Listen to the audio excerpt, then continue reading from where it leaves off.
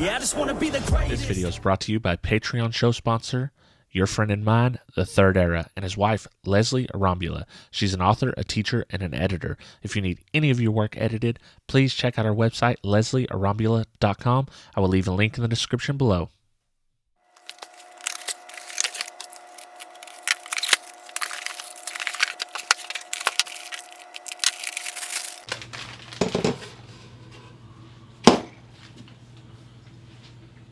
It's your boy Hi-Fi Vega back again, and we are here to check out this Cadence Q1000.1D. I just got this sent to me, so let's test this thing out, see what kind of power it puts out, and then maybe we'll throw them on the Cadence subs that I have from an earlier review, and see what they do in the Trooper. Now, we don't always like to read the box or the manual, but sometimes you see important information on there, so let's go over this. Let's see what they include on the box.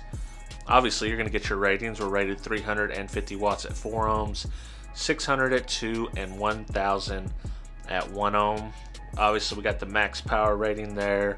Dimensions, it's basically 14.5 inches by 7 by 2. And then you got all this useful information here. So you got adjustable bass boost, slow pass crossover, all that type of good stuff. One thing that you might not think about that's actually a good feature, especially on newer vehicles, is this mute and delay soft start system. So if you get a turn on pop, it can ruin your day. That's one feature that I really like about this. And yeah, comes standard with custom molded end caps, remote bass control included. So let's check it out. Yeah, I mean, the bass knob sucks. Sorry to say, but I don't like the bass knob. You can't love everything. As long as it performs well, I guess this won't be such a big deal. But I don't really like the 3.5mm jack.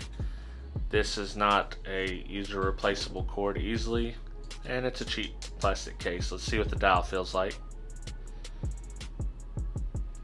The dial doesn't feel too bad, so there's that. That's not the most important part when you're considering an amp purchase. Then we have our high level stuff here, some mounting screws, simple things.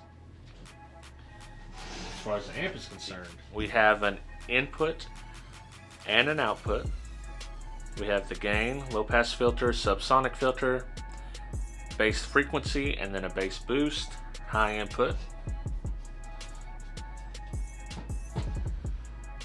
And on this side, let me turn up the ISO a little bit so you can see better here. On this side, we have speaker output, power, ground, and remote turn on. It looks like these accept up to 8 gauge over here. We're 4 gauge over here. I'll see if my adapters fit. And then we have 3 35 amp fuses. That's quite an odd size. So with the amount of fusing, I'm assuming that it's going to do what it says on the box. Let's check out the terminals, see if I can get my 1/0 reducer to fit in there. So the 1/0 to 4 gauge reducer fits perfectly, no problems there. The one thing I do want to mention is you need 2 Allen keys to get all the bolts.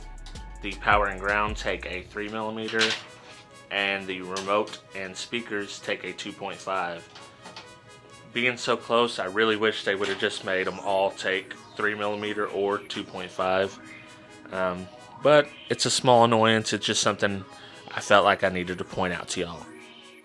Alright, let's get this all wired up. We'll set the gains, and then we'll be ready to see how much power this thing actually puts out.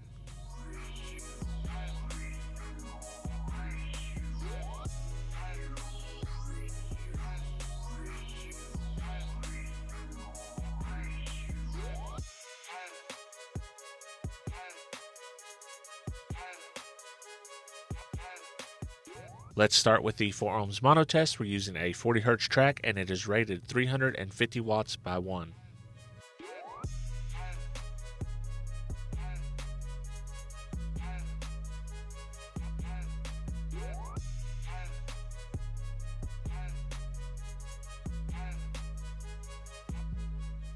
I like that. 427 watts, pulled 44.4 amps. It ended up being 65% efficient. On to the 2 ohm mono test. We're using the same 40 hertz track and we're rated 600 watts.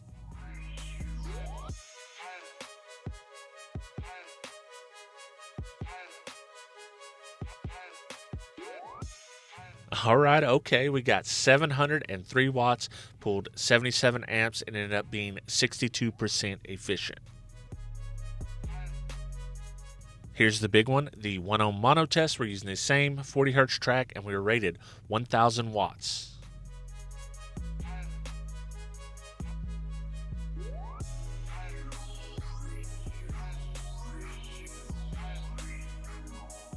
We didn't keep the voltage exactly at 14.4, but we got 1019 watts, pulled 135 amps, making us 52% efficient.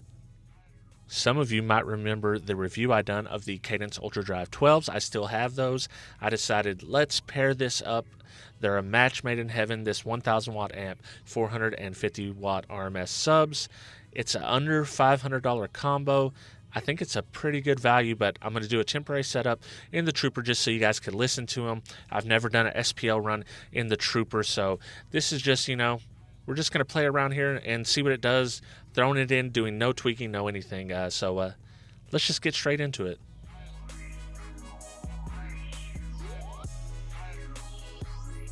With the windows open, just see how they sound.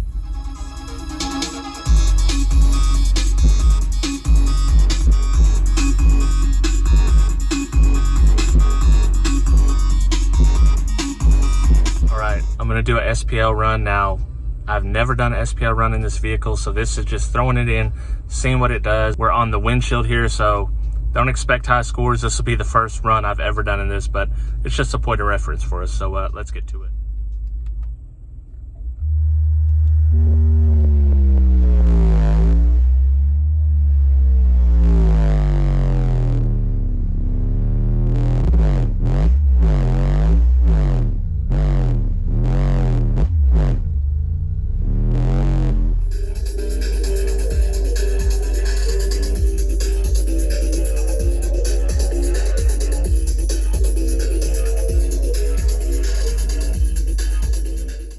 This amp met and exceeded all its ratings at 4, 2, and 1 ohm.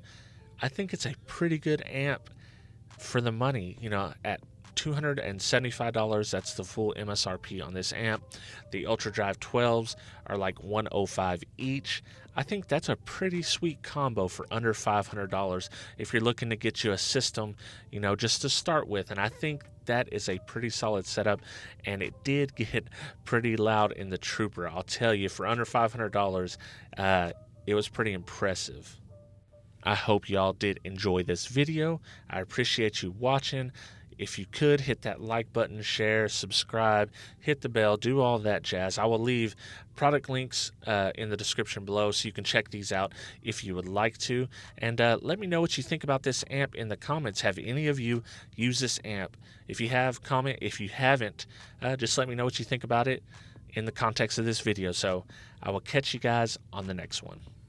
Shout out to all my Patreon supporters, but I want to give a special shout out to the $6 or more members: 2001 Monolithic, The Third Era, G Nava, Joaquin Juarez, Paul Smith, Byron Chambliss, The Cardio Guy, Jason Zemer, Travis McClendon, Brandon Hanna, William Berg, Boxboy Audio Sound Solutions, and Jesus Tires.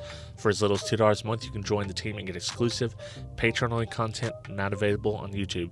So if you want to help your boy out, check me out at patreon.com/HiFiVega. Oh.